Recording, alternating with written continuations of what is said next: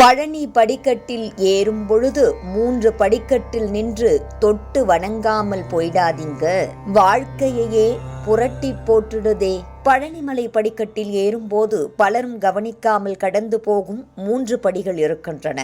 அவை வெறும் கற்கள் அல்ல, வாழ்க்கையை திருப்பி போடும் நினைவூட்டல்கள் என்று சொல்கிறார்கள்.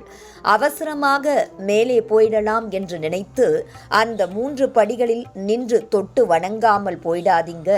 ஏனென்றால் அந்த 3 படிகள் ஏறும் தருணத்தில்தான் மனிதன் தன்னையே ஒருமுறை திரும்பி பார்த்து கொள்ள வேண்டிய நேரம் வரும் என்பதே பக்தர்களின் நம்பிக்கை.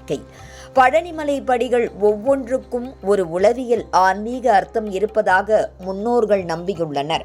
அதிலும் குறிப்பாக சில படிகள் பற்றி சொல்லப்படும் விஷயங்கள் இன்றைக்கும் பக்தர்களை ஆச்சரியப்படுத்துகின்றன. அதில் முதலில் சொல்லப்படுவது 48வது படி.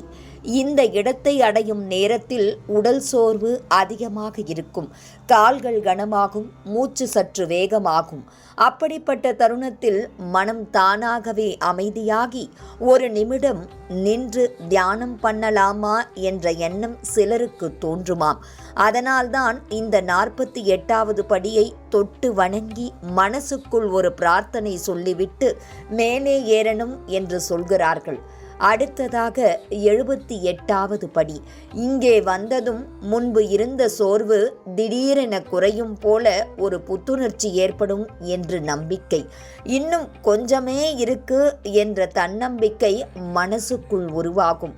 அதனால் இந்த படியை புத்துணர்ச்சி தரும் படி என்று சில பக்தர்கள் குறிப்பிடுகிறார்கள். அதற்கு அடுத்ததாக அதிகமாக பேசப்படுவது 89வது படி.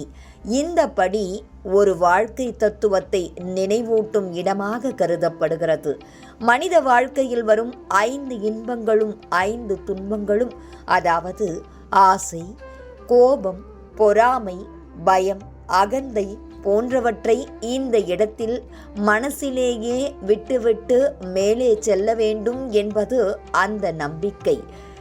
இந்த படியை ஏறும்போது எல்லாம் முருகனுக்கே என்று மனதை சுமையில்லாமல் ஆக்கிக் கொள்கிறார்கள். இப்படி பார்த்தால் பழனிமலை படிகள் வெறும் கற்கள் அடுக்கப்பட்ட பாதை இல்லை.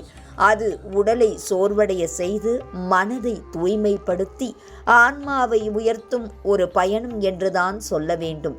அடுத்த முறை பழனிக்கு செல்லும் போது சீக்கிரம் மேலே போகணும் என்பதற்காக ஓடாமல் 48வது படியில் மனதை அமைதிப்படுத்தி 78வது படியில் புத்துணர்ச்சியை உணர்ந்து 89வது படியில் வாழ்க்கை சுமைகளை இறக்கி வைத்துவிட்டு முருகனை தரிசனம் செய்தால் இன்னும் பயணம் இன்னும் அர்த்தமுள்ளதாகவும் மாறும் என்பதே பக்தர்களின் நம்பிக்கை.